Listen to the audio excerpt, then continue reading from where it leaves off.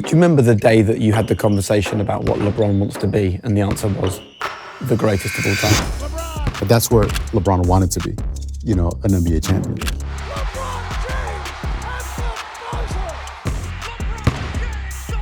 What matters and what's important is how quickly do you get back up? How quickly do you start your process again for greatness? When they finally make a decision that they are willing to sacrifice to be the greatest. Once they make that decision, then it's game over.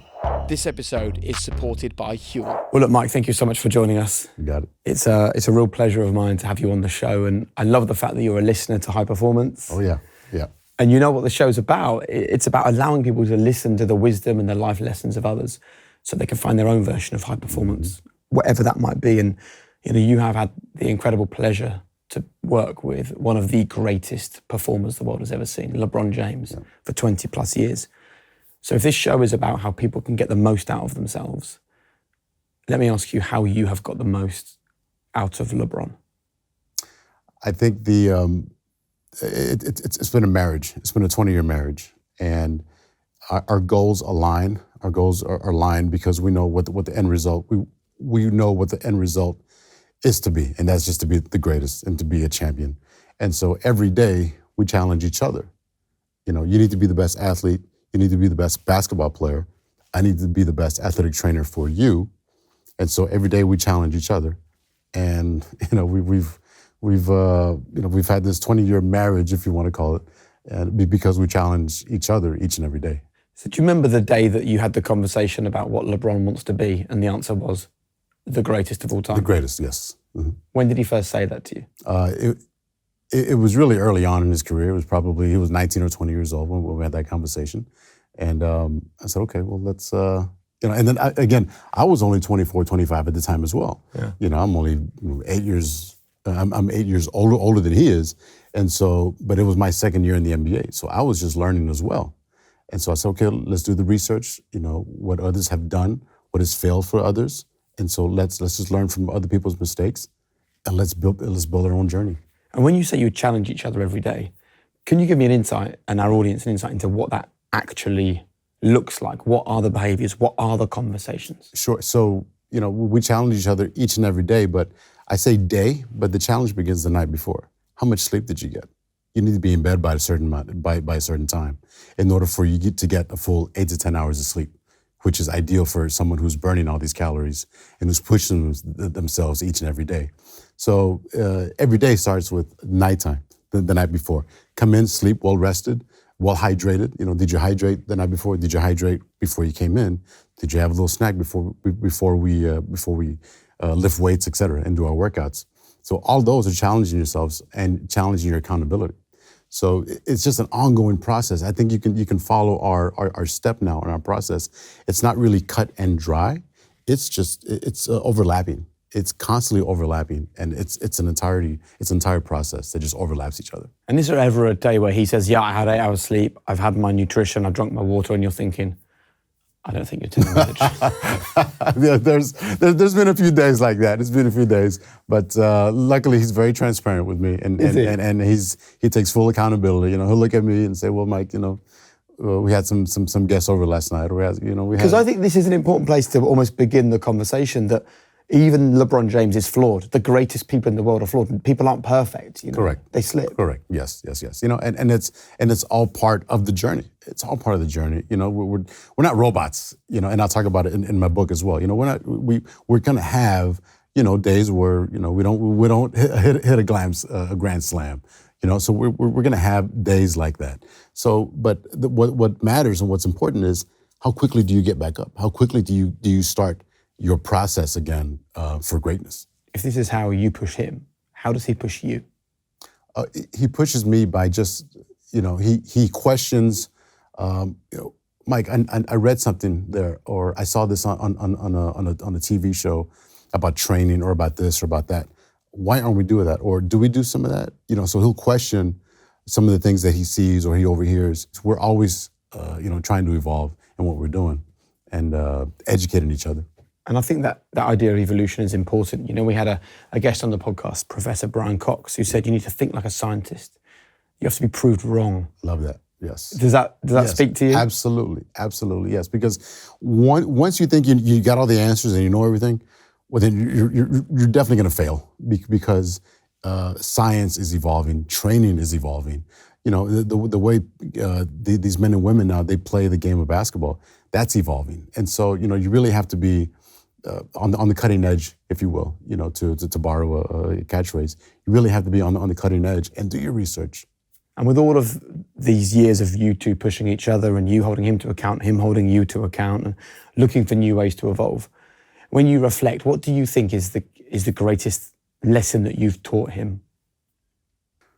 The greatest lesson that I have taught him, I believe, is just consistency.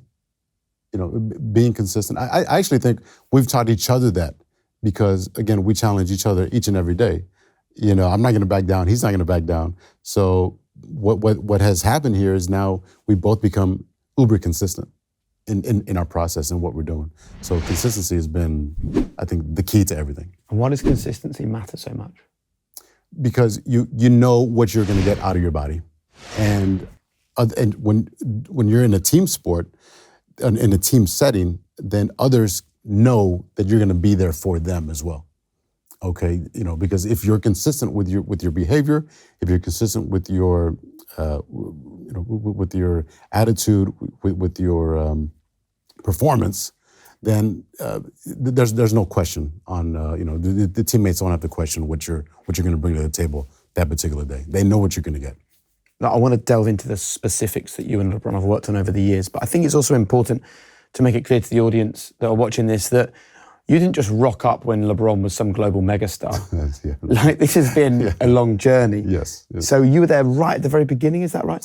I was there when the Cavaliers just drafted him. They had just drafted him, and I was the summer league intern, athletic trainer for the Cleveland Cavaliers, and you know we just started at the same time. I was done after the summer league, and he did his rookie year. I went back to university, and I came back his second season full time. And how did you end up in the NFL? What was your route into that world? It was really just a lot of interning, a lot of cold calls, a lot of just volunteer work. It was probably a 5 to 6 year journey for me of volunteering, of taking jobs at high schools, of taking jobs at physical therapy clinics, of working with minor league baseball. You know, interning with paramedics, with hospitals, with clinics, and just to try to get as much experience as I could in the field of sports medicine. And so finally, the Cavaliers, they said, okay, come on in, we'll give you a chance to be our summer league intern. And, the rest is history, I guess. Did you know that less than half of Brits eat breakfast every day of the week? I mean, that's amazing. But why? Well, it's because we're all time poor, especially in the mornings. So we compromise. My fix is Huel's nutritionally complete high-protein shake, a complete meal in a bottle that slots perfectly into my life. Head to the link in the description for a free t-shirt on your first order with Huel. How can you resist that?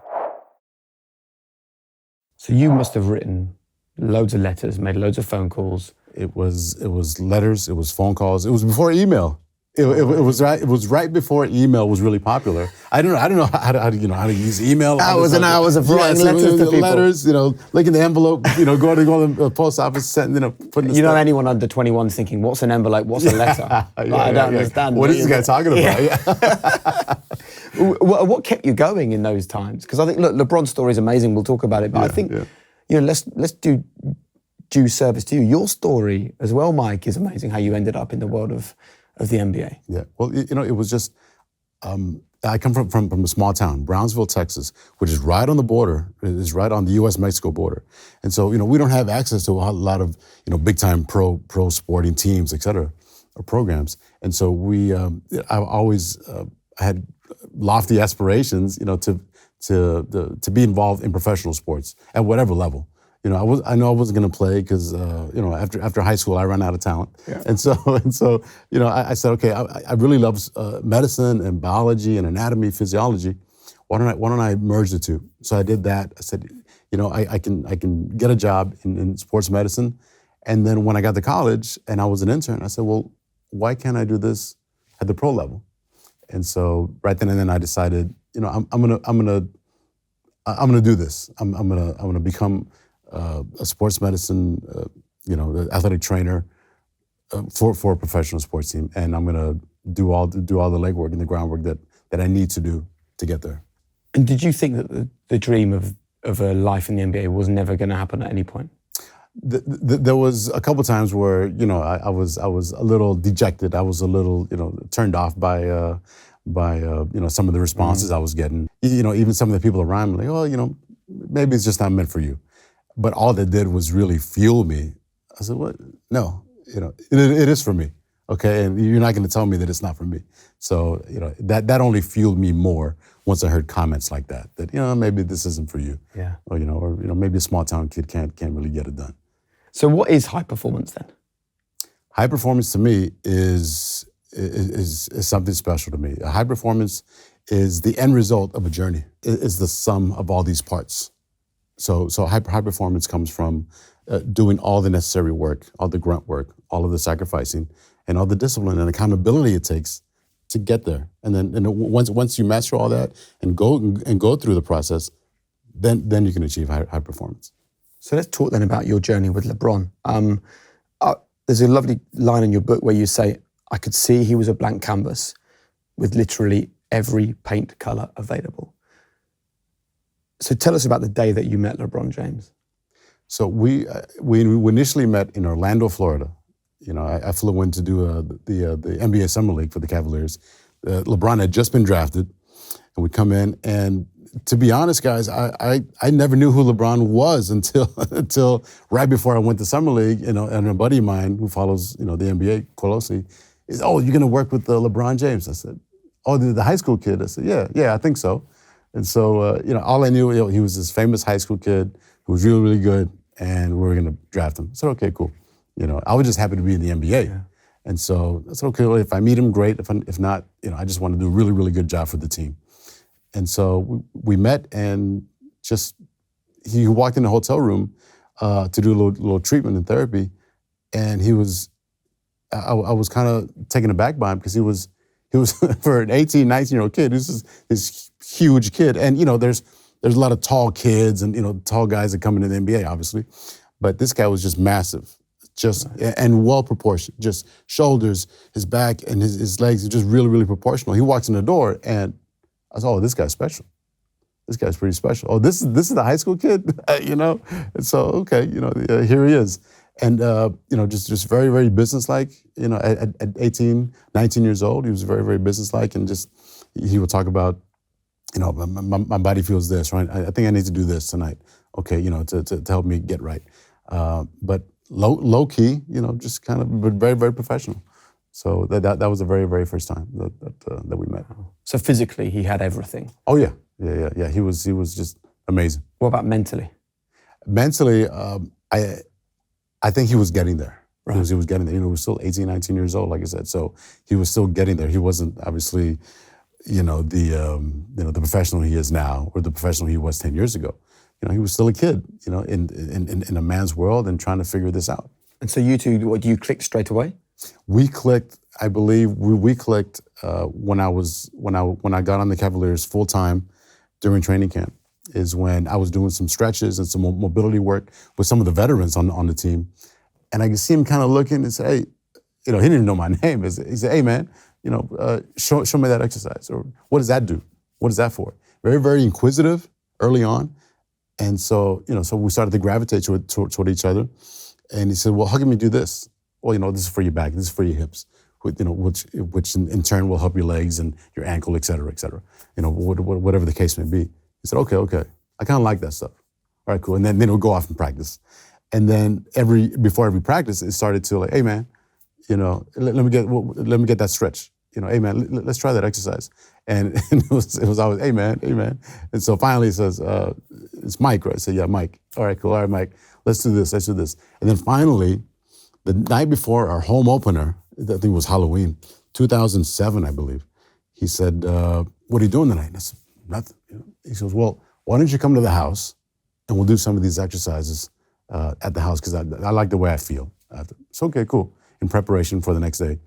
So his mind was already thinking, I need to do the extra work in order to to get to where I want to be.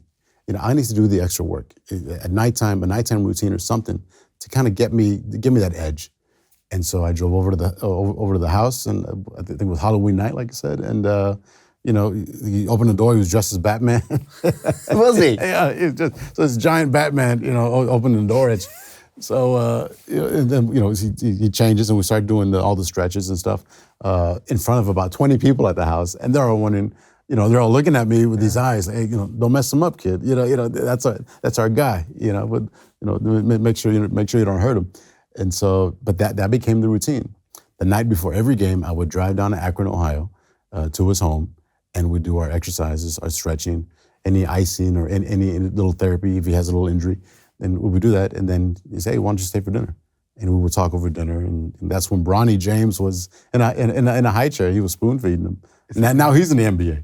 That's amazing. So it's been quite a journey. But that's been, I remember that those times were very, very special. Yeah. And I think you can read so much into the mindset of a young player that wanted to do that. How many other players were asking you to go over the night before matches to their house and do all these extras with them? Oh, I mean, now, that the more and more of these stories are out there, you might get a handful now. But then? But then it was it was really unheard of. There's a great line in your book Game Plan where you say, mind first, grind later. Correct. Tell us what that means. Correct. So, I believe when we were talking about LeBron and Mike are writing a book and co-authoring a book together, et cetera. Everybody wanted, what's the secret sauce? What are LeBron's workouts and what are all these things?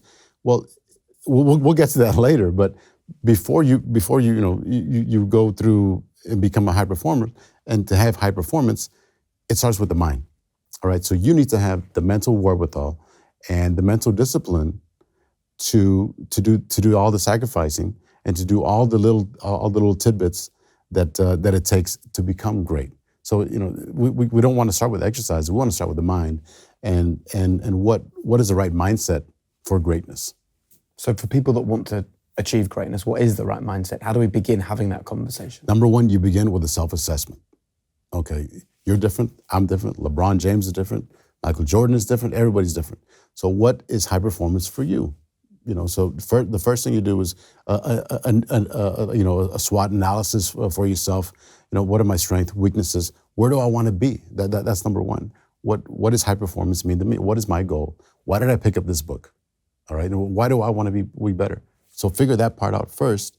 Then we could dive in to all right, start by doing this, eliminate this, add this, et cetera, et cetera.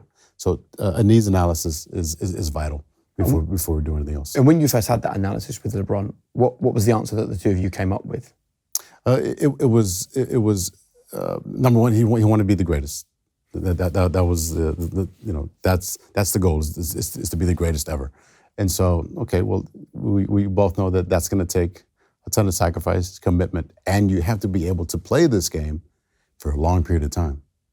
Because we both believe that greatness isn't measured by, a handful of years. Greatness is, can you sustain greatness? And that is, for us, that's the definition of being great.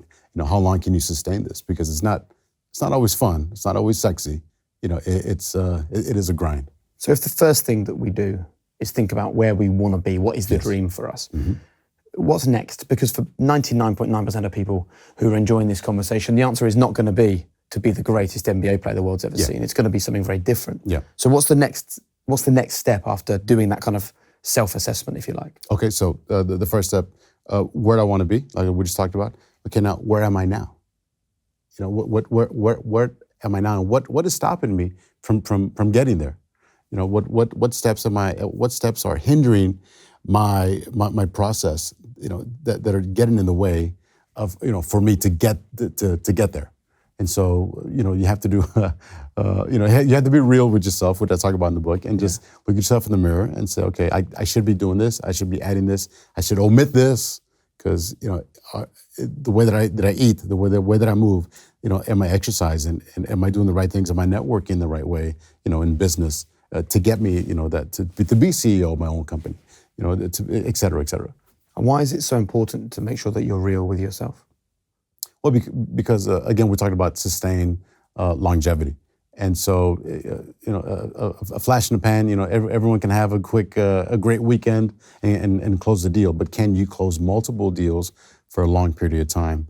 And so, if you're not real with yourself, then your success will be short-lived. And when you looked at LeBron all those years ago and you'd made the plan, you want to be the greatest ever, right? Where are you not delivering? What answers did you come up with then? I believe we talked about what are we doing each and every day. All right, and how much are you actually taking care of your body? What are you eating? And so, but back then at 18, 19, you would pick up, fast food and go to the arena, eat some fast food in the locker room, and then go out there and score 20, 30 points. But that was great back then and then. But now, you can't get away with doing stuff like that anymore. That was great when you're 19, 20. But in order to sustain a high performance, you're just going to be shooting yourself in the foot if you keep doing that. Okay, so you've made the self-assessment. Mm-hmm. You've looked at where you're not quite delivering. Yes. And you've worked out those areas to improve. What's the next step after that? The next step is, and this is one that gets a lot of folks, is share your idea. Oh, right. Okay, Tell me more. Share your idea, because I believe, and we believe, and the proof is there, that a group of people working to accomplish a goal is way more effective than just an individual trying to do it by him or herself. And so you want to share your idea, share your plan, talk to someone, either a spouse, a parent, or a really, really close friend that's going to help you to get there, that's going to make you accountable. We talked about earlier about LeBron and I challenging each other each and every day. Well, it's easy because we're challenging each other, to be the best, to be the greatest each and every day. And so if you have someone along with you for the journey, it's going to be a lot easier. And who else did you tell that this was your plan? Like, did you go to the head coach of the Cavaliers at the time and say, listen, this guy wants to be the greatest NBA player the world's ever seen. You need to help us get there? Or? Yeah. No, initially it was just he and I. Initially it was he and I. I'm sure he maybe he spoke to his mother or spoke to his spouse, but it was really just he and I early on. And people around us didn't quite get, why are these guys here, 4 hours before the game? Why does Mike drive into his house the night before a game? What is that really doing for him? Why is he doing all these extra lifts? Why is he doing all this? What is that? So a lot of people didn't understand what he and I were working on. We're working on a project, and a long-term project. And we still are, 20, 21 years, 22 years later. There's a great quote from Mark Webber, the former Formula One driver. I know you're into your Formula One. Yeah. He said to us once on High Performance, average is easy. That's why it's popular. I love it. Absolutely. But what's really interesting is you weren't doing the average there. You weren't doing what was popular. You were kind of outliers at this point. Oh, yeah. At that particular time, we were doing stuff that not a lot of folks were doing. And so it was extra time in the gym. It was extra time in the weight room, extra time at his home doing, therapy, exercises, crowd therapy, et cetera. And also researching, what is this new modality about? What are they doing in Europe? What are they doing in football, in rugby? How can we get some of these ideas to help benefit us and what we're trying to achieve? And I understand why you would read a lot, research a lot, look at the latest studies that are coming out of the world of biomechanics and physiology and things. Was LeBron doing the same? LeBron was doing the same from a basketball perspective and from a business perspective. If we're just talking about performance in basketball, I can't promise you, but I can assure you that there's no one that has seen more tape or that studies more basketball games than LeBron. He really is a basketball savant. He's a basketball encyclopedia because he knows the offensive schemes. He knows the defensive schemes of other teams, of other players, tendencies of other teams, of other players, of other coaches. He will study. He has done his homework for years now, and he studies different tactics from not only players but from coaches as well.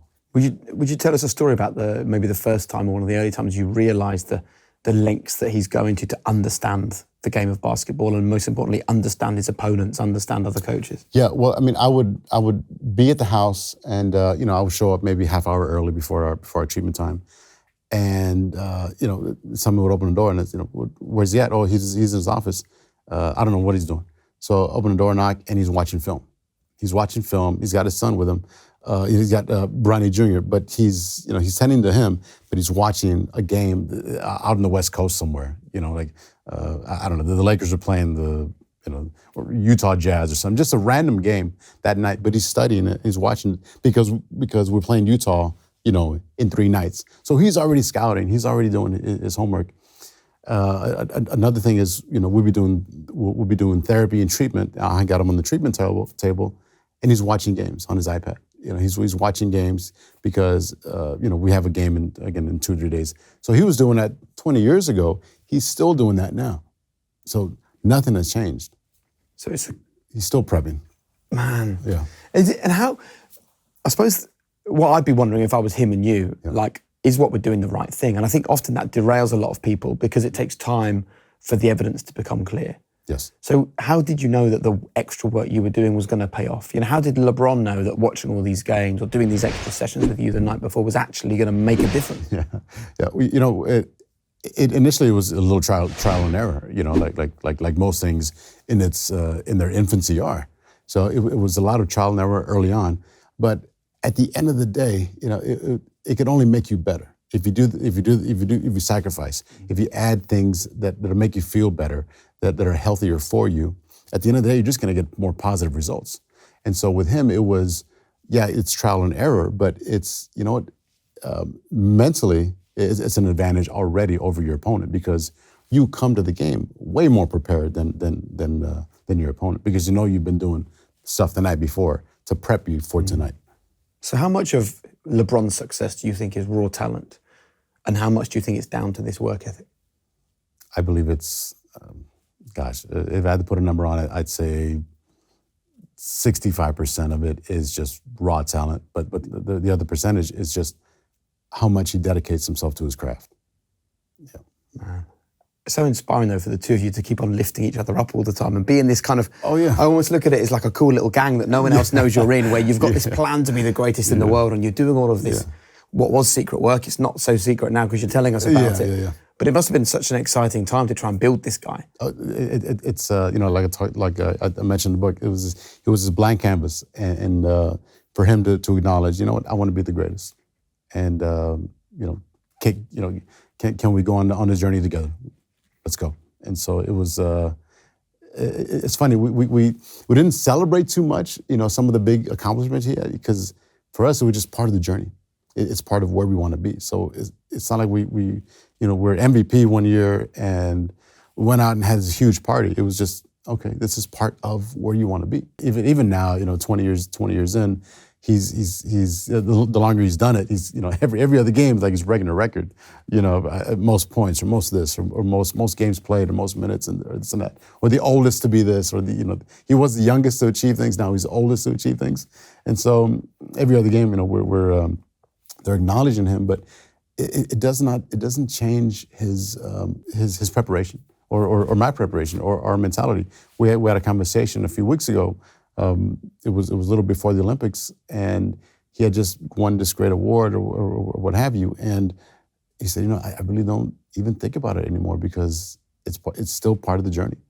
Maybe one day after I'm done, I'll go back and say, oh yeah, I did that. Oh yeah, I did that. But right now, it's not really phasing him right now. So when he won his first title, right? Yeah. That wasn't, I've achieved everything I wanted to achieve. It was for a brief second. It was for that night. We did celebrate, but then it became, well, I got to do this again. If I want to be considered the greatest, I got to do this multiple times.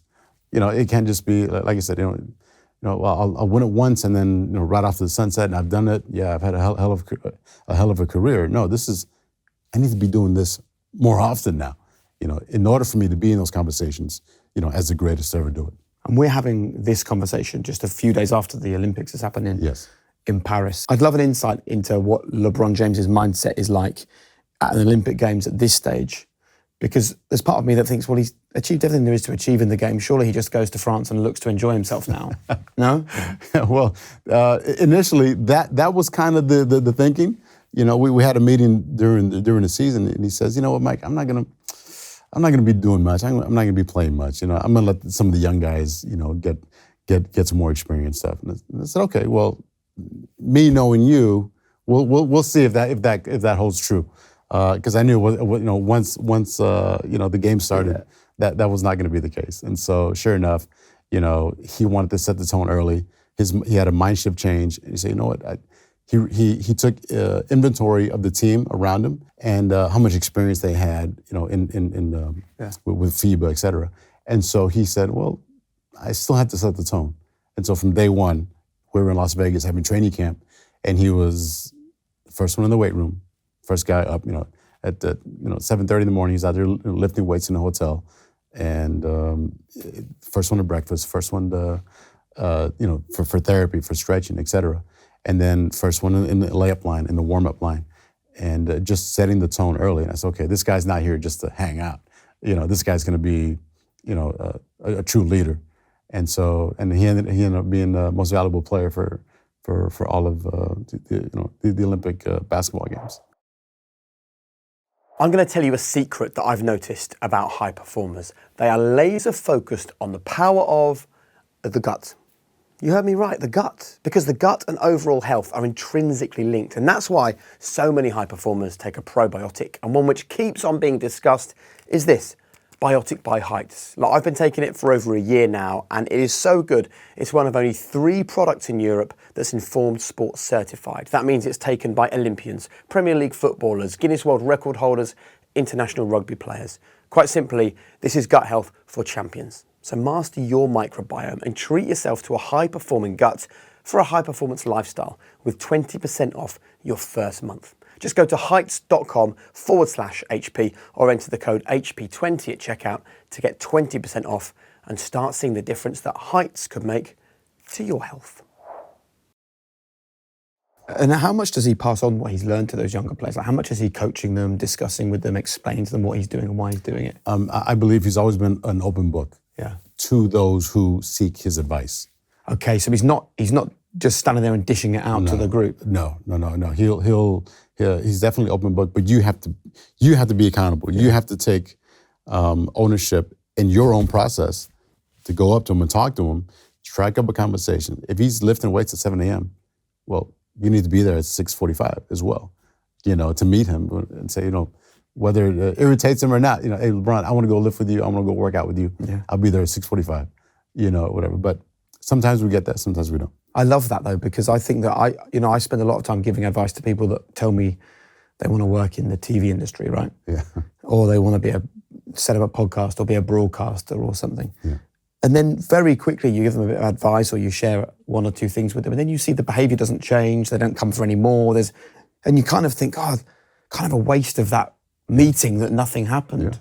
And I can understand how LeBron would be almost looking to them to say, well, if you want this, you can have this, but absolutely, you have to show me that you want this. Yes. Is that fair? Yeah, absolutely. Yeah, you hit the nail on the head. It was, if that individual doesn't take ownership in the process, like he did when he was 19, then, good luck to you. I'm sure you'll have a great career, but, when I knew we were having this conversation, I was thinking of a bit of footage I watched quite a few years ago of LeBron, and he was walking off a court, and I don't know enough to tell you the game or the court or where he was, but it was a fan filming on their phone, and they just said, LeBron, how do you keep doing it?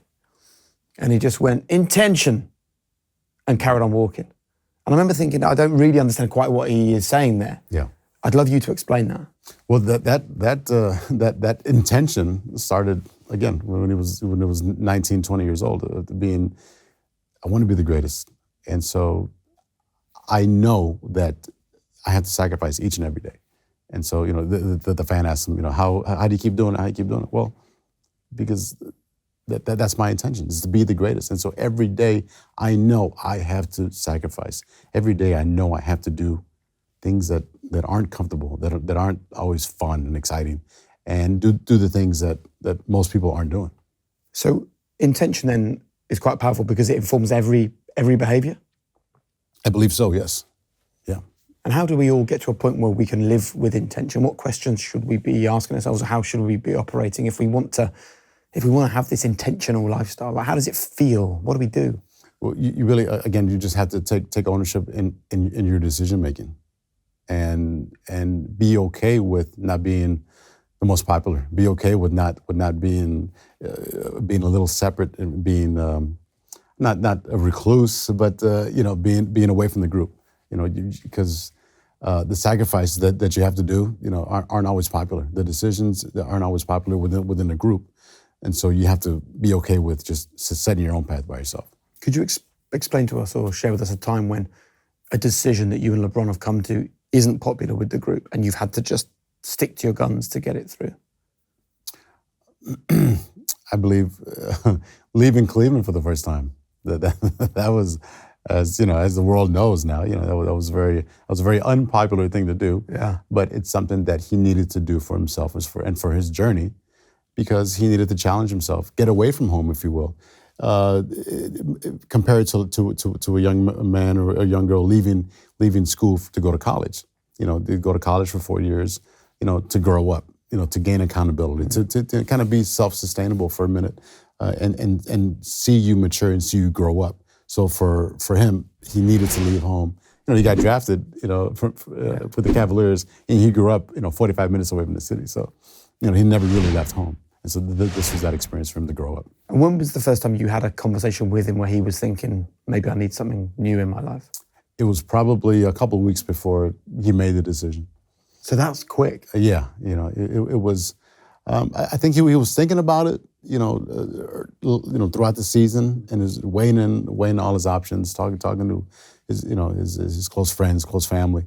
But when he and I first had the conversation of, hey, you know what, I could be leaving here, and I may need that. It was probably about a week or two before the actual decision was made.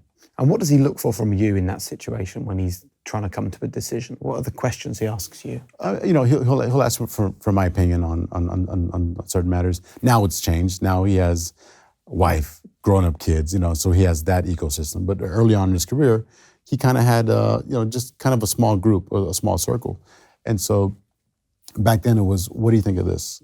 What would you do about this? And so we would communicate a lot on certain things like that. But now, he's got a wife, he's got his family. Now all decisions go through the proper channels. He knows what he needs to do. Yes. And when he makes a decision with intention, which is really important, mm-hmm. and he does get the criticism, and he was being booed by fans. It was it was a big period in his life. Yes. How does he deal with that psychologically? I think it just really fuels him. It just really fuels him. But also, it's more pressure on him to make sure that this decision, he has to make the decision the right decision. When you come to a fork in the road, you take it. So how do we do that in our own lives? Well, you really, again, be intentional. Okay, you know where you want to be. So goal setting is number one, like we discussed earlier. Goal setting is number one, and making sure that that's where you want to be. Are you sure you want to get there and do that? And why do you want to do that? Okay, cool. If that's where you want to be, and that's your goal, okay, then every decision again that you make has to help you along the way. And it's not going to be like earlier. It's not going to be popular, but you have to live with it, because that's going to help you achieve your goal. How does LeBron work with you to deal with failure, to deal with setbacks, to deal with getting things wrong? I think he's very accountable. If we messed up on something, okay, we'll discuss it briefly. Yeah. Okay, we learn from it, and we move on. Very rarely does he just linger on, I made a bad decision and I don't know if that's right. He doesn't mill around. It's the next play mentality. As far as he and I think, from doing a different exercise routine or a mobility routine or something, that didn't quite feel right.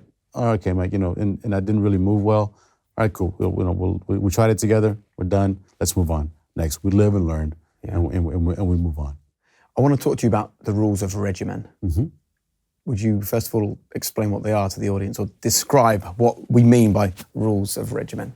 It all goes back to goal setting, and that's something that cannot sway, depending on the day.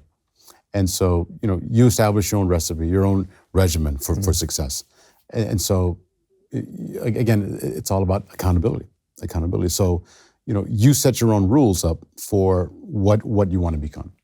And it's an everyday journey. Okay, so I want to talk to you about a couple of the key things that I think really stand out in your book that will have a big impact on people. Yeah. The first one is nutrition. We've all heard the phrase, you can't out-train a bad diet. Yes. So from all the work that you and LeBron have done together, what does a good diet look like? Balanced. A balanced diet. And then again, all goes back to what your goal is. Yeah. What works for me may not work for the next individual, et cetera. But whatever your goal, what do you want to achieve? Okay, so say you want to lose 10 pounds and be more toned, et cetera. Well, you gotta eat more protein. Okay, you got to cut out some of the fast foods. You got to cut out some of the soft drinks. That's all basic things. So just stay balanced in what you're doing. More and just make common sense decisions. What does a day's nutrition look like for someone like LeBron? For someone like LJ, it's a heavy breakfast. During the season, it's a heavy breakfast because he's going to need those calories. He's going to need those calories come 7 o'clock, 8 o'clock at night, and so it's a heavy breakfast. And his chef does an amazing job. She's wonderful. It's more high protein. Lots of eggs and lots of eggs. Some turkey bacon, et cetera. Don't be afraid to sprinkle in a couple small pancakes in there as well. You need those carbohydrates, and you need to feel good about what you're eating. Reward yourself because you just had 8 to 10 hours of sleep. You're well hydrated. You've worked out the night before, and you're going to burn that night as well because you're about to play 40 minutes a night. But it's a ton of hydration. He carries around a gallon of it's a giant jug of water. That's 1 gallon. He carries around everywhere he goes. He has a couple of those every day. Really? Oh yeah. Why is that so important? Well, it's just hydration. Hydration is key for obviously preventing failure on the court. Failure can mean fatigue. Failure can mean muscle cramping, or just lack of focus. From being dehydrated. So being dehydrated can really play a key role in why you would lose a game or why your performance can be a failure. And is it the same for you and I, for Ben who's in the corner recording this conversation? Like, do we all need to pay particular focus to that? We all need to hydrate. Hydration. I would say at least a gallon a day.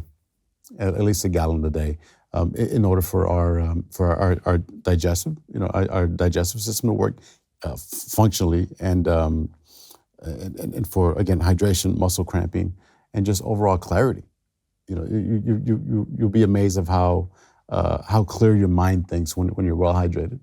And you also talk in your book about scoring our meals. Yeah. Again, this is about living intentionally, thinking about the things that are going into our body. So how should someone go about scoring their meals for the first time? How do we do that? I would say, is your plate well balanced? Okay, the more balanced it is, the higher the score. If it's just all pancakes, well, you're gonna have a low score. Do you have an element of fruit? Do you have an element of veggies? Do you have, how much is your protein over? Is your protein heavier than your carbohydrate intake? Well, then that would be a really high scoring meal. If it's more protein, okay, that's great, but you need some fruits and veggies as well. So is LeBron going through life like this, sort of always reviewing, was that the best I could do in that training session? Was that the best meal I could eat? Was that the best sleep I could get? Was that the best hydration I could deal with? Was that the best nutrition? Was that the best conversation with my coach? Yes, he is, but he's not taking time right as soon as he's done to sit and go over everything. He's again, it's all overlapping. And so before he gets on the court, he's reviewing what we just did in the weight room. Was that exercise beneficial? Was this, how was that going? But part of that is my job as well. Making sure that he's doing the right things in the weight room, the right exercise routine. So what we do in the weight room will enhance what he's doing on the basketball court. You've mentioned about recovery quite a few times. Yes.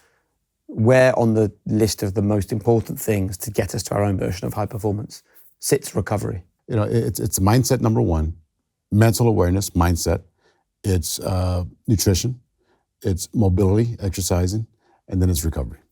So how do all of us go about improving our recovery? What are the steps we can take right now to make our recovery better?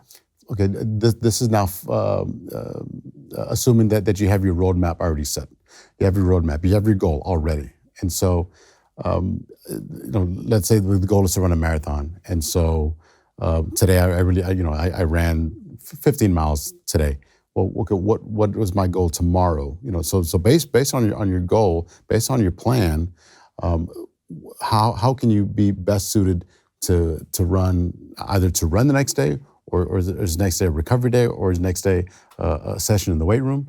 What can you do right after you're done in order to make sure that you're ready for the next day, to perform at your maximum? And what are the things that we should do? I mean, from making sure you're well hydrated, making sure it all goes back to that recipe of hydration, nutrition, mobility. How mobile are you? Are you doing your stretches? Are you doing the mobility work? Are you doing some of the small difference makers? What I talk about in my book, difference makers are these small minimal exercises that you can do throughout the day to help strengthen your joints. Are you doing that? Are you getting enough rest and sleep? How do we improve our sleep? I would say by shutting off your phones or your iPads, but an hour before you plan on sleeping, and just work backwards. If you know you have meeting at 9 a.m., okay, well, make sure you have 8 hours of sleep locked in there.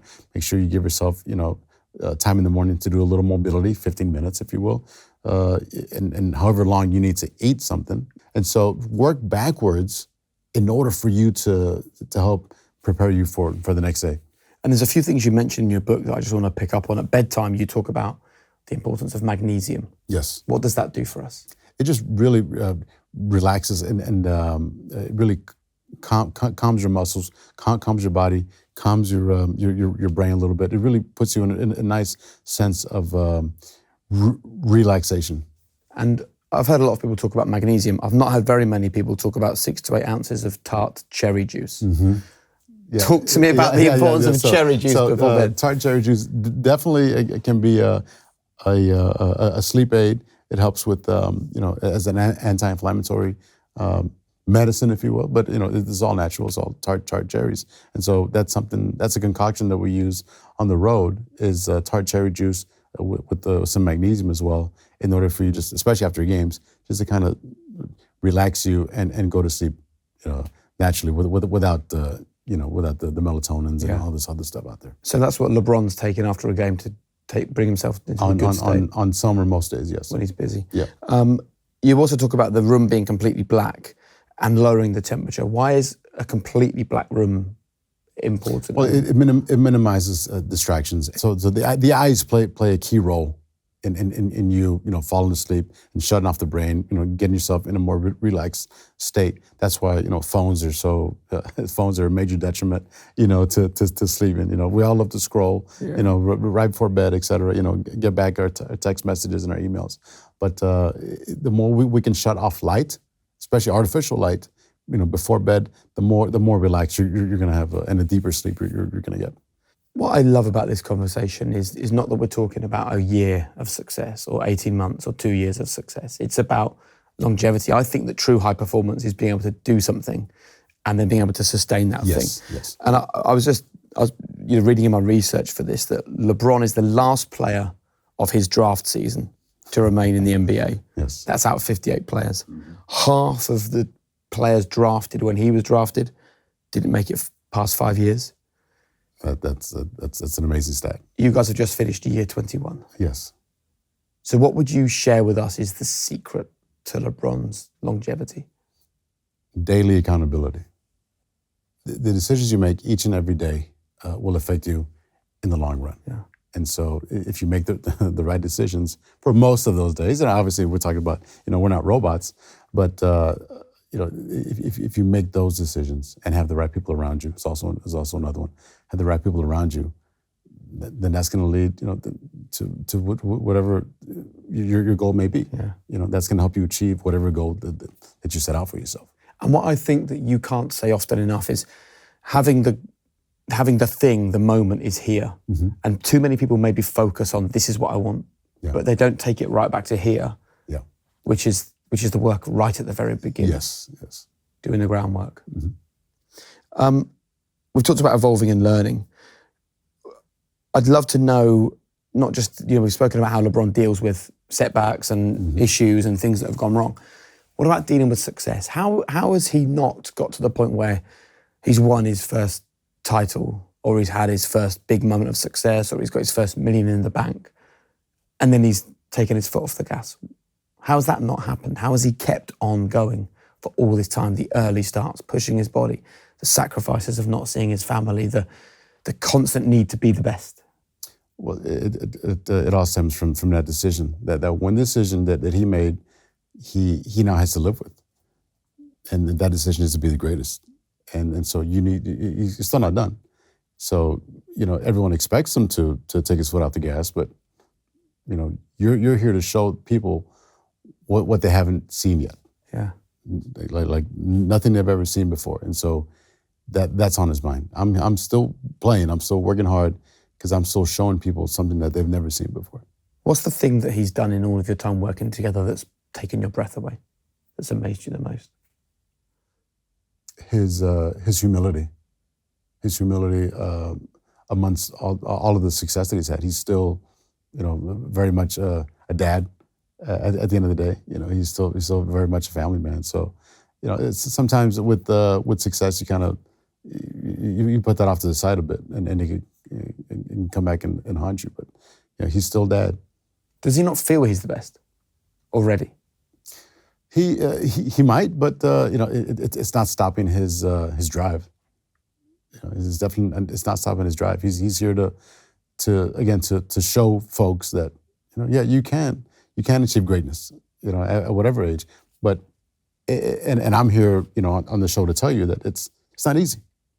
It's not easy, and there's a reason why only 1% of people are really true high performers that can do this for a long period of time. What are the hardest parts of it? The sacrifice of, especially if you're a family man, you're and I go through it as well. Yeah. You sacrifice family time, you sacrifice family, loved ones. But if that's your goal, that's what you set out to do, and you've shared your goals with your family, if you shared your goals with loved ones, and they're all helping you do it, well, hopefully they understand. And neither of you have ever got sick of each other? You've enjoyed each other's company all this time? Oh, we get sick of each other all the time. Do you? Yeah, all the time. We there's times, especially during the middle of the season, we're like, oh gosh, I have to see Mike again. And so, oh yeah, well, you're no picnic either, pal. After 20 years of seeing each other, for all this time. But we know what the journey is. We know what the goal is, and that's to be the greatest. And how far in advance do the two of you plan? Like, what does planning look like for you? I will plan stuff for him as far as performance-wise a couple of weeks in advance, because this is the NBA. This is, some nights he could play, 32 minutes a game. Okay, great, in one game. Next night we can go to double overtime. So I don't want to plan too far ahead because of the uncertainty of the game. We know what the game schedule is. That comes out, in August. But it's, we don't know what the game itself would look like. It's going to be double overtime. Is it going to be, an easy game for him? So I need to plan at the most a couple of weeks in advance, knowing that things can change. You've worked with some other incredible athletes as well. Obviously we've spoken a lot about LeBron. Yes. Tell us some of the other greats that you've coached and worked with. I had a chance early on when I was in Miami to work with Rory McIlroy, who was just amazing, an amazing individual, very, very focused. Yeah. We first came together through a mutual friend, and his goals were very, very much the same. I want to be the greatest. I want to do this. And so we talked about kind of the mindset, number one, and then doing some of the little things, doing all the prep work, et cetera.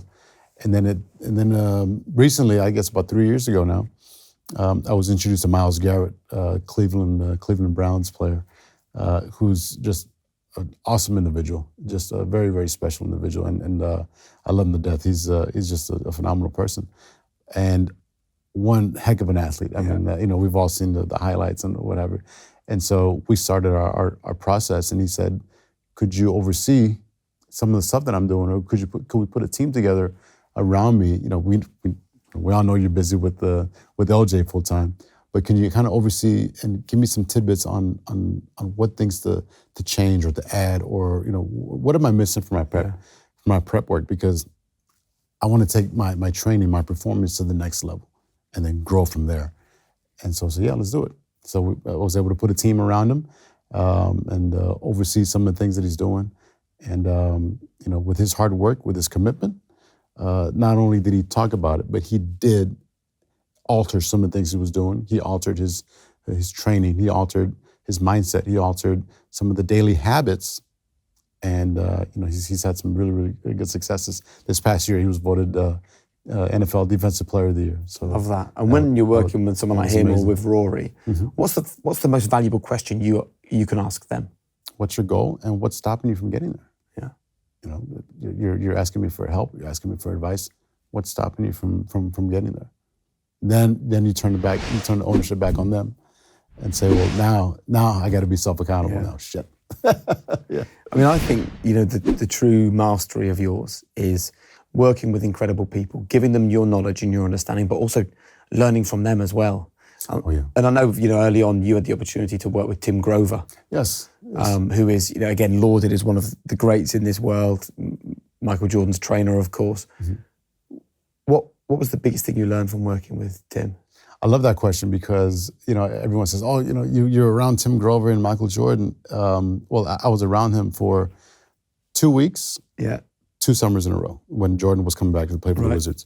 So in those 4 weeks total, in 2 years, I learned it wasn't about the exercises. It wasn't about the working out. It was about how to handle myself around greatness, and so I watched Tim, how he handled himself around greatness and around MJ, and so I learned more from that than I did the exercises. It wasn't about the squats or the bench press or anything. It was more about how to handle myself and how to make sure that Tim was matching Michael's energy when he walked in the room, or Tim would even supersede it and bring more energy.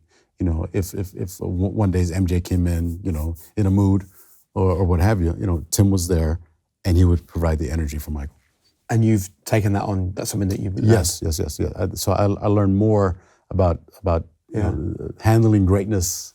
Tell us what else you learned about handling greatness. I think that's fascinating. Yeah, I think just really patience, and I spoke about it in a conference recently about matching the energy in the room, reading the energy in the room, and especially if I'm just working one-on-one with an individual, if he or she comes in and if they're in a mood or what have you, okay, I don't do any digging and poke. Hey, what's wrong? Yeah. I just, if they want to talk, then they'll talk about it, but my energy doesn't change, meaning I don't bring it down a notch. I bring it I push them even more, because by me challenging them, then they're forgetting about their problems, and then they, at the end of the day, and I'll talk about it in the book, they feel better after a hard workout or after a challenging session with me. Then they feel better. You know what? Okay, yeah, this is the way I should address the problem that I had, before I came in. They usually figure out a way. And it's interesting what exercise does to stimulate the mind and the thought processes around it. So I think something that's really interesting here is that so many of us see other people doing more or achieving great things, and it derails us. It's almost like their success is our failure. Mm-hmm. But it sounds like LeBron is able to look at other people doing great things or doing more or finding an edge and be inspired by that rather than knocked back by that. Is that fair? Yes. Again, it goes back to the mindset. What is your mindset with all of this? How serious are you about achieving that goal? Mm. Well, don't look at competition as look at it fiercely. Yes, you want to dominate your competition, but you also want to learn from them. Don't let your ego get in the way of your progress. Yeah. So learn from your mistakes, learn from your defeats, and learn from some of the learn from your competition as well. So one of the most common questions I get asked if I'm walking down the street is, I listen to your podcast, what is the thing that unites everyone that's been on there? What do high performers all have in common? People are looking for a shortcut, right? Mm-hmm.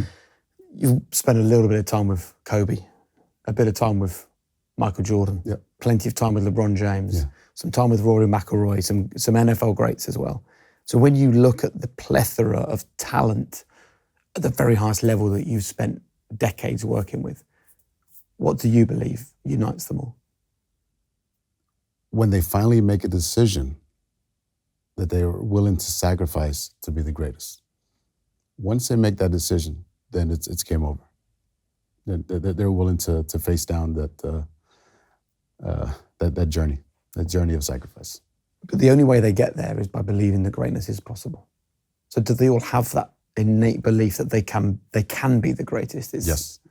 Yeah. Once you decide that, you have to then everything else is easy because you know where you want to be.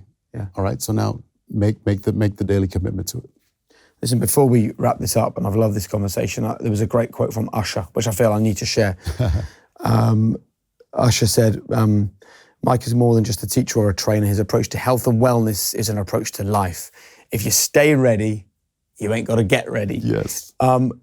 Look, Usher he's not quite a normal guy, is he? I mean, he looks incredible. He's a talented guy, but he's not a professional athlete. So for people like me, people like Usher, people who are listening and watching this conversation right now, what advice would you like to give to us about how we can find our own edge, how we can find our own version of greatness? I would say stay centered and stay occupied in what makes you happy and what makes you want to be great. And so you figure out your own journey. Mm-hmm. Okay, figure out your own journey and be accountable to yourself throughout that journey. Know that you're going to have some, you're going to have some days where you're just not feeling it, or you got some days where it's just not coming together as you would like. But continue with the journey. And don't lose the belief on those tough days. Don't lose the belief. Absolutely not. Does LeBron have tough days? Absolutely. Yeah, absolutely. But he takes it on the chin, and he knows that that today will be gone tomorrow. Okay, so do the best you can today, and tomorrow start fresh. And in all your years of coaching him, how many times has he turned up to the gym and gone, I'm not having it today, I'm going to just toss this off? It's happened a few times where he comes in and the energy isn't quite there. But he battles through it because he knows in his mind he does not lose sight of that goal, is to be the greatest. And he knows it's not easy. He knows it's not going to be easy. And he's fueled by being able to show folks something different, again, that they haven't experienced before. It wasn't long ago that Michael Johnson was in the very chair you're in now, and he said he never missed a training session. He said, why would I ever miss a training session? It just was not part of my mindset for being the greatest. I love it. Yeah, exactly. It's not part of that journey that you just laid out for yourself. You've given so much to LeBron, so much of your knowledge, so much of your experience. You kind of helped each other. After all your time together, all these years, the highs, the lows, the successes, the struggles. If you could say one thing to LeBron, what would you want to tell him? Just that I'm proud of him. I'm proud to be a part of this journey. That's it. Love that. And when you think about how proud you are, where does your brain take you? It takes you always back to our initial conversation. To our initial conversation in Akron, Ohio, about being the greatest. Man, you've done it together. Yeah. We're still going. I love that. Every time I say, we're still going. Every time I say how well you've done, what a great career LeBron has had, you're like, we're still going. Yeah, we're still going. It isn't over yet. There's still work to do. Are you ready for some quick fire questions? Yeah, let's do it. From all the work that you've done over so many years with yourself and LJ, what are the 3 most important non-negotiable behaviors that matter? Being on time. Being accountable. And 3, sacrificing whatever needs to be to achieve the goal. What's the greatest piece of advice that you've ever been given? Who was it from, and why did it matter? Gosh, I've been mentored by so many greats. Stan Keller's, an old strength coach of mine, live every day, constant movement with purpose. Have constant movement with purpose. Have a purpose each and every day. Lovely. Yeah. What's your biggest strength? What's your greatest weakness? My biggest strength, I believe, is that I have the ability to not lose sight of the goal. I'm not derailed by small things. And weakness? I'm a caring person, too caring. Is there such a thing as too caring? Yeah, it could be. Why is that a Yeah, weakness? it could be. You know, some people they'll mistake your kindness for weakness. Right. If you could give some advice to a young Mike desperate to get into the NBA, just starting out, what would your advice be to him? Stay the course. Be closer to your family. And don't forget to look after yourself as well. Yeah. Yeah. I can imagine that's an issue if you spend your life looking after other people, yeah? Yes. Yeah. What would you recommend apart from your own, one book that the high performance audience should read that had a real impact on you and your life? I really like The Alchemist. I love that book. great. Yeah, I love the book. I actually shared it when I gave it to LeBron during the playoffs. You know, he likes to read during the playoffs. He shuts off social media. And actually, I gave him a copy of it, and he loved it. Oh, yeah, that's Yeah. brilliant. He actually read it cover to cover. And finally, your one golden rule for living a high performance life. What would you like to leave people thinking about? That we're not robots. Okay, there are going to be days that you're not going to have it. Stay the course. Stay the course. That's it. Thanks, man. Yeah. Really enjoyed that. Yeah.